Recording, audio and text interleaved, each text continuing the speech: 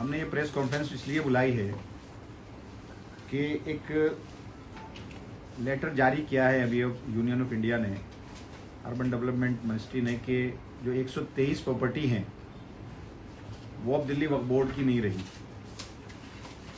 ये 2 member committee जब इन्होंने बनाई थी तो उससे पहले इन्होंने 1 मेंबर कमेटी बनाई थी, और 1 मेंबर कमेटी की रिपोर्ट इन्होंने हमें साझा नहीं की, ना ही पब्लिक डोमेन में आई। वो हमारे फेवर में थी, और क्योंकि वो हमारे फेवर में थी इसलिए इन्होंने 2 मेंबर कमेटी बना दी। और 2 मेंबर कमेटी जब बनाई तो उसके बनाने से पहले हमारी कई सारी प्रॉपर्टियां जो दिल्ली वक्फ बोर्ड की थी इन्होंने दूसरी एजेंसियों को दे दी, जिसमें एक खसरा नंबर 484 है जो डीपीएस मथुरा रोड के पीछे है। वो आईटीबीपी को एलएनडीओ ने दे दिया। तो हमने ये ऑब्जेक्शन किया कि जब अभी इस पे फैसला ही नहीं हुआ तो आप ये कैसे दे दिया। तो उसको हमने जनवरी 2022 में दिल्ली हाई कोर्ट में हमने चैलेंज किया, जो 1961 हमारा रिट नंबर है /22, और वो हम वहाँ इसलिए गए थे, वहाँ हमने स्टे मांगा था कि जितनी भी प्रोसीडिंग 2 मेंबर कमेटी ये कर रही है इस पे स्टे मिले, तो वो अभी पेंडिंग है। और हमने स्टे इसलिए मांगा था ताकि और ज़्यादा ये कॉम्प्लिकेशन इसके अंदर ना हो जो अभी ये हुई है, क्योंकि ये जितनी भी मस्जिदें हैं, कब्रिस्तान हैं, दरगाह हैं, ये आज भी मौजूद हैं और इसकी देख रेख बाकायदा हम कर रहे हैं। तो यही मिनिस्ट्री है, ministry of housing and urban affairs, जो यूनियन ऑफ इंडिया के तहत आता है। इसी के खिलाफ हम कोर्ट में गए हुए हैं, और यही हमको लेटर लिख करके ये कह रहा है कि अब इस पे आपका कोई हक नहीं रहा। और वो ये भी कह रहा है कि हमने नहीं बताया, जबकि 1 फरवरी 2022 को इनको नोटिस हुआ था, और ये बाकायदा वहाँ जा रहे हैं। हमने 3 लोगों को पार्टी बनाया, उसमें यूनियन ऑफ इंडिया के तहत ये ministry of housing and urban affairs है, डीडीए और आईटीबीपी, इन तीनों को हमने पार्टी बनाया। और हाई कोर्ट के अंदर अब ये केस पेंडिंग है, और ये एक खत जारी कर रहे हैं कि भाई अब आप इस पे दिल्ली वक्फ बोर्ड का कोई हक नहीं रहा, और आपने हमको कोई इत्तला नहीं दी। जबकि उस रिट की पिटीशन, हम रिट की कॉपी इनको दी थी, और 2 मेंबर कमेटी को 12 अप्रैल 2022 को हमने चिट्ठी लिखी थी, जिसमें हमने कहा था कि भाई हम हाई कोर्ट, आपका जो 2 मेंबर कमेटी का जो कॉन्स्टिट्यूशन है, हम उसको चैलेंज कर रहे हैं, लिहाजा आप कोई भी प्रोसीडिंग ना करो, क्योंकि मेन स्टेक होल्डर हम हैं, दिल्ली वक्फ बोर्ड है। तो जब Delhi Waqf board high court में गया हुआ है तो उसके खिलाफ ये फैसला कैसे सुना सकते हैं। ये सब वही चल रहा है कि जिस तरह से आज केंद्र सरकार हर एक अपनी मर्जी से कानून को ताक पे रखकर, एक्ट को ताक पे रखकर और कोर्ट को ताक पे रखकर फैसले कर रही है, उसी तरह से ये एक फैसला केंद्र सरकार का है। और ये 2024 की एक तैयारी है कि देखो हम तो वक्फ बोर्ड से भी उसका हक हम छीन रहे हैं, जबकि ऐसा नहीं हो सकता, क्योंकि अभी कोर्ट से कोई फैसला नहीं आया है।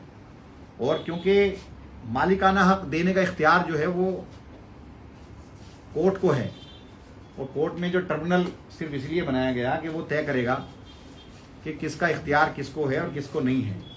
और ये सारा विवाद तब शुरू हुआ कि 1980 के दशक में, जब ये दिल्ली वक्फ बोर्ड की ये प्रॉपर्टियां थी, मुसलमानों की प्रॉपर्टियां थी ये, और ये मुसलमानों को ही, यानी कि वक्फ बोर्ड को लीज पर दे दी कांग्रेस ने। तो ये वहीं से सारा विवाद हुआ कि हमारी ही जमीन हम ही को लीज पर दे दी। फिर जो है विश्व हिंदू परिषद इसमें स्टे में चला गया, और इन सारी प्रॉपर्टीज में सरकार दौलतमदार, ज्यादातर में सरकार दौलतमदार लिखा हुआ है, लेकिन हमारे कब्जे में है आज भी। वहाँ जो मस्जिदें हैं वो मस्जिदें रहेंगी, जो कब्रिस्तान है वो कब्रिस्तान रहेगा। जैसे कब्रिस्तान है आईटीओ का, उसमें हजारों कब्रें हैं। अब उसको ये क्या करेंगे? अगर ये कहते हैं कि वक्फ बोर्ड नहीं करेगा, तो कानून में तो यही है, किसी भी स्टेट सेकुलर स्टेट है, तो यहाँ पर तो वक्फ बोर्ड ही देख रेख करेगा वक्फ की प्रॉपर्टी का, मस्जिद की वक्फ बोर्ड ही करेगा। आज भी वहाँ हमारी मैनेजमेंट कमेटी है, और ये कह देना कि वक्फ बोर्ड ने कोई इंटरेस्ट नहीं दिखाया तो ये गलत बात है। वक्फ बोर्ड हाई कोर्ट में पहले दिन से गया हुआ है, सारी प्रोसीडिंग में जा रहा है, ये लोग भी सारी प्रोसीडिंग में जा रहे हैं, और ये अब ये कहें कि हमें नहीं मालूम, तो ये झूठा इल्जाम है। जिस तरह से सारी चीजों को, जैसे एमसीडी को इन्होंने ज़बरदस्ती अपने कब्जे में करने की कोशिश की और तमाम एजेंसीज को, अपने तमाम डिपार्टमेंट को अपने कब्जे में करने की कोशिश की। सरकार को आज कोई काम नहीं करने दे रहे हैं। तो उसी तरह से ये भी एक है कि ये ज़बरदस्ती इन सारी ज़मीनों को हथियाना चाहते हैं, जो हम नहीं हथियाने देंगे। आज हम हाईकोर्ट में गए हैं और वहाँ जाकर के जो इनका ये जो लेटर है, तो इस लेटर को हमने वहाँ चैलेंज किया है। कल या परसों में हियरिंग होगी और उसमें हमें आसानी उसमें मिलेगी। ये लेटर कब जारी किया गया है जो यूबी मिनिस्ट्री की तरफ से आपको भेजा गया है, जिसके हवाले से आपको? ये 8 फरवरी को जारी हुआ है। और इनको ये जो कमेटी है इसको भी कोई पावर नहीं है। कमेटी को सिर्फ ये तय करना था कि ये देखना था कि कौन सी जमीन किसकी है, किसके डॉक्यूमेंट्स हैं, क्या हैं। तो कमेटी हाई कोर्ट के ऑर्डर पे नहीं बनी, ये तो गवर्नमेंट ने बनाई है। और गवर्नमेंट तो जिस तरह से काम कर रही है वो तो किसी भी जमीन को अपना कह देगी। लेकिन ये वक्फ बोर्ड जो है एक्ट से चलता है और एक्ट को सुपरसीड ये नहीं कर सकते। वक्फ बोर्ड की जिम्मेदारी है मस्जिद की देखरेख करना, वक्फ बोर्ड की जिम्मेदारी है कब्रिस्तानों की देखरेख करना, वक्फ बोर्ड की जिम्मेदारी है दरगाहों की देखरेख करना। और हमारी ये पहले भी जमीनें जो हमारी हैं, ये 4 जमीनें ऐसी हैं जो ये ले चुके हैं। जैसे खुसरो पार्क है, ये खसरा नंबर 484 है जो वक्फ बोर्ड की जमीन है, जो मथुरा रोड के पीछे है। ऐसे ही एक ये माता सुंदरी रोड पर जो एलएनडीओ ने कब्जा कर लिया, एक बड़ा कब्रिस्तान है हमारा। ऐसे लाल मस्जिद के पीछे की जमीन है जो एलएनडीओ ने सीआरपीएफ को दे दी। ऐसी अब तिकोना कब्रिस्तान है जिसमें ये विवाद कर रहे हैं, इंटरफेरेंस कर रहे हैं, डीडीए उसको भी हत्याना चाहते हैं। तो ये पहला वाकया नहीं है। अब जबकि रिपोर्ट नहीं आई, रिपोर्ट अभी क्या नहीं है क्या नहीं आनी है तो तय होगा। तो हमने हाईकोर्ट के अंदर रिपोर्ट की भी मांगे है कि रिपोर्ट हमसे साझा की जाए। और दूसरा ये जो ऑर्डर है इसके खिलाफ हम गए हैं कि इस पर जो इसकी जो प्रोसीडिंग है ये भी रोकी जाए। और जब तक के फैसला ना आए तब तक हम लोग इसको लड़ेंगे। जी, आप कोर्ट में तो गए हैं पर कोर्ट ने कहीं स्टे दिया है या फिर ये कहा है कि कोर्ट से एक्शन ना लिया जाए? क्योंकि कोर्ट में जाना एक अलग चीज होती है, स्टे मिलना अलग चीज होती है। देखिए, हमने वो पेंडिंग है। अभी हमने वहां स्टे मांगा था, वो पेंडिंग है। अभी उसमें ये भी नहीं कहा कि स्टे नहीं मिलेगा आपको और ये भी नहीं कहा स्टे मिलेगा आपको। तो उसके लिए अब हम अर्ली हियरिंग के लिए हम गए हैं। तो उसमें कल या परसों में अर्ली हियरिंग आ जाएगी और उसमें सारी ये जो ऑर्डर है इसको हम कैंसिल करने की बात उसमें हम कर रहे हैं कि इसको कैंसिल किया जाए। और जो कोर्ट से जब तक फैसला ना हो, क्योंकि जो मस्जिद है इसकी जो ओरिजिनलिटी को तो ख़त्म नहीं कर सकते, जो कब्रिस्तान है उसकी जो ओरिजिनलिटी को ख़त्म नहीं कर सकते। क्या करना चाहते हैं? अगर ये कह रहे हैं कि सारी ज़मीनें अब अर्बन डेवलपमेंट के अंदर होंगी तो ये वहाँ क्या चाहते हैं? मस्जिदों को गिरा देंगे, कब्रिस्तान को गिरा देंगे, क्या करेंगे वहाँ? ये इससे तो सिर्फ फायदा उनको होगा जो इंक्रोचर है। जब हम उनसे खाली कराने जाएंगे तो वो इस लेटर का सहारा लेंगे, देखो जी ये तो अब आपकी रही नहीं। तो कहीं ना कहीं उनको ताकतवर बनाने की ये कोशिश कर रहे हैं। सर, इस पे क्लैरिटी दीजिए। बीएचपी कह रहे हैं कि 123 प्रॉपर्टीज जो है वो कांग्रेस सरकार ने, मनमोहन सिंह ने 2014 के इलेक्शन से जस्ट पहले एज अ गिफ्ट आपको दे दी है और 20,000 करोड़ की इसकी वैल्यू आकी गई है। नहीं, ये तो हमारी थी। कब्रिस्तान 2014 में थोड़ी बना है, या मस्जिदें 2014 में थोड़ी ना बनी है। हमें तो उन्होंने लीज पर दे दी। उल्टा हमारे साथ गलत किया कि जो हमारी ही प्रॉपर्टी थी वो हमें लीज पर दे दी, हमें उसका किराएदार बना दिया। तो ये तो गलत किया उनके फेवर में, तभी तो उनको स्टे मिला। तो ऐसा नहीं है, गिफ्ट नहीं की, हमारी ही प्रॉपर्टी थी। कब्रिस्तान जो जैसे पुराना, ये तो सब बहुत पुरानी प्रॉपर्टीज हैं। और ये जो इशू चल रहा है ये तो 1911 और 1915 से ब्रिटिश गवर्नमेंट के टाइम से चला आ रहा है। ब्रिटिश गवर्नमेंट ने इस सबको जो है एक्वायर करने का कर दिया था। तो जहां मस्जिदें थी, जहां कब्रिस्तान था, वहां विवाद हो गया। तो इसको लेकर के हुआ ना, बहुत सारी खाली जमीनें थी जो उन्होंने एक्वायर कर ली, बहुत सारे जहाँ कब्रिस्तान था, मस्जिदा था, वो नहीं कर पाए थे। तब से विवाद चल रहा है। तो ये आज की नहीं है। और जो मस्जिदें हैं जैसे दरियागंज का यही दिल्ली गेट का कब्रिस्तान है, ये तो बहुत पुराना है। जो मस्जिदें हैं इसके अंदर वो बहुत पुरानी हैं, तो हमें नहीं दी। ऐसा नहीं है कि कांग्रेस ने हमें दिया, बल्कि कांग्रेस ने तो हमारे साथ धोखा किया कि जो हमारी प्रॉपर्टी थी हम ही को किराए पे दे दी। और आज उसी की वजह से ये सारा विवाद है। अगर कांग्रेस ने उस वक्त में हमारी जो प्रॉपर्टी थी, जो हमारी थी, अगर सरकार उसमें रेवेन्यू रिकॉर्ड में मुसलमान लिख दिया जाता कि मुसलमानों की जमीन है, या वक्फ बोर्ड की, या जो मैनेजमेंट कमेटी अगर उसका नाम आ जाता, तो ये आज सारा विवाद नहीं होता। विवाद पैदा किया ही कांग्रेस ने। तो सर, मैं एक तो ये जानना था कि ये जो 123 प्रॉपर्टी है इसमें से अभी इसी एक प्रॉपर्टी के लिए यूडी मिनिस्ट्री ने आपको नोटिस दिया है या आगे और भी है? और दूसरा, जब ये कांग्रेस के टाइम हुआ था तब भी क्या आप लोगों ने इसका कोई विरोध करके कुछ कोशिश किया था कि वो इस तरह से ना करे कि आप ही की जमीन पे आपको किराया? नहीं, तभी ये इस तरह की कमेटियां तो बहुत टाइम से बनती चली आ रही हैं। पहले बर्नी कमेटी बनी, उससे पहले बहुत सारी कमेटियां बनती चली आ रही हैं। पहली कमेटी नहीं है और इस कमेटी को कोई पावर नहीं है कि जमीन किसी को दे दी जाए। और ये कमेटी की तो रिपोर्ट भी नहीं है, कमेटी की रिपोर्ट नहीं है। हाई कोर्ट ने ये जो रिप्रेजेंटेशन था उसको, जो पिटीशन थी उसको एज ए रिप्रेजेंटेशन ट्रीट किया था। और इसने, हुकूमत ने जो है, यूनियन अर्बन डेवलपमेंट मिनिस्टर ने एक कमेटी बना दी और कमेटी की रिपोर्ट जो एक मेंबर कमेटी थी उसकी रिपोर्ट तो साझा ही नहीं हुई, उसकी रिपोर्ट हमारे फेवर में थी। दूसरी रिपोर्ट बना दी, अब उसमें ये कह रहे हैं कि वक्फ बोर्ड आया नहीं, जबकि वक्फ बोर्ड हाई कोर्ट में है, बाकायदा इनके खिलाफ पिटीशन है और ये उसके अंदर पार्टी है।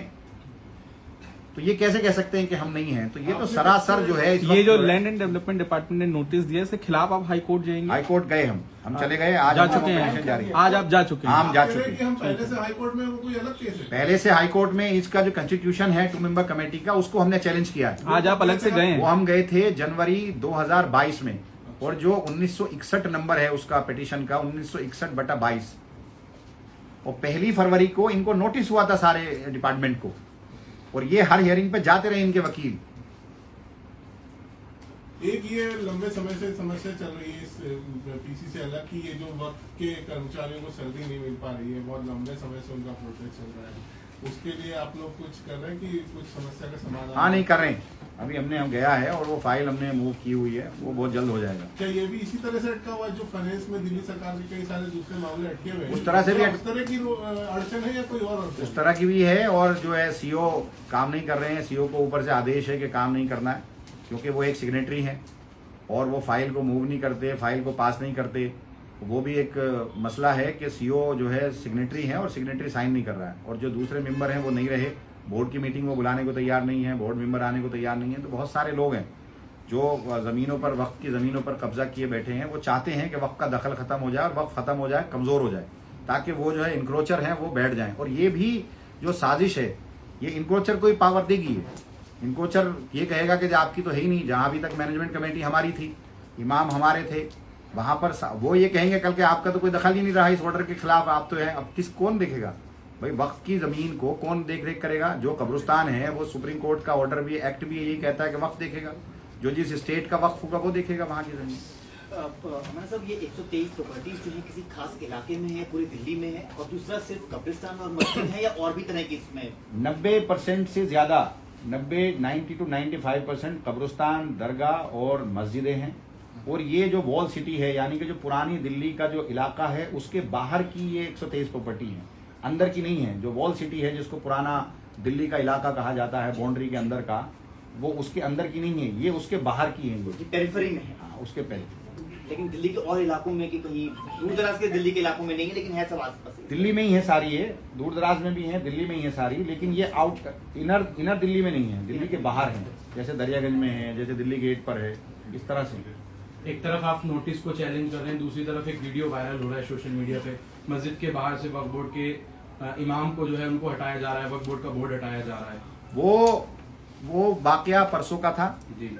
ये लोग वहाँ आर्कियोलॉजिकल सर्वे ऑफ इंडिया के लोग वहाँ पहुंचे, तभी वो हमारी मस्जिद है, वहाँ पर हमारे इमाम हैं, नमाज होती है, तभी हमारे एसओ जो है महफूज आलम साहब अपनी टीम के साथ गए, हमने वो सामान सारा अंदर रखवाया, और वो नमाज भी वहाँ बाकायदा की, और बाकायदा वहाँ नमाज हो रही है। ये जो अफवाह फैलाई जा रही है कि मस्जिद पे कब्जा ले लिया, ऐसा कुछ नहीं है। वो आए थे, लेकिन उनसे उन सामान उन्होंने बाहर निकलवाया, कोई वहाँ रहता था, लेकिन वापस हमने सामान किया, और वहाँ बाकायदा नमाज उस मस्जिद के अंदर अभी भी हो रही है और होती रहेगी। ये किस प्रॉपर्टी का मामला है, कहाँ का है? ये प्रॉपर्टी तो इससे रिलेटेड 123 प्रॉपर्टी में नहीं है, ये इससे अलग है, लेकिन इसको जोड़ रहे हैं वो गलत है, सोशल मीडिया पर जो जोड़ रहे हैं वो गलत है। ये महरौली का वाकया है, महरौली में एक मस्जिद है हमारी, उसका वाकया आर्कियोलॉजिकल सर्वे ऑफ इंडिया का उसमें मसला है, तो वो आर्कियोलॉजिकल सर्वे ऑफ इंडिया के लोग उसमें आए थे, तो वो उससे इसका 123 प्रॉपर्टी का कोई ताल्लुक नहीं है। वहाँ अभी भी हमारी नमाज हो रही है। आपने सीओ के सिग्नेटरी की भी बात की, इमाम भी धरने पर बैठे हैं, उनकी तनख्वाह नहीं मिल पा रही है। वो धरने पे बेचारे, वो तो मुझसे मिलने के लिए आए थे, मैंने उनको सारी नौयत बताई। अभी वो खुद जो है वहाँ डिविजनल कमिश्नर ऑफिस गए हैं, वहीं फाइल है। मैंने उनसे कहा कि भाई आप भी हमारी कुछ सपोर्ट करें कि ताकि डिविजनल कमिश्नर मान लें, एलजी साहब को तरस आ जाए कि सारा स्टाफ। यहाँ हालात ये हैं कि आज की डेट में यहाँ जो प्रिंटर है, प्रिंटर को रिफिल करने के भी पैसे नहीं है, यहाँ चाय को भी पैसे नहीं है, यहाँ पेन को भी पैसे नहीं है। तो यहाँ पर जो पैसा हमारे पास है वो साइन करने को तैयार नहीं है। दूसरा सेक्रेटरी सीओ है, और जो एक है वो कर नहीं रहे हैं, जो मेंबर हैं। तो 3 सेक्रेटरी मैंडेटरी सीओ चेयरमैन होता है, तो मैंने साइन कर दिए, मुझे कोई दिक्कत नहीं है।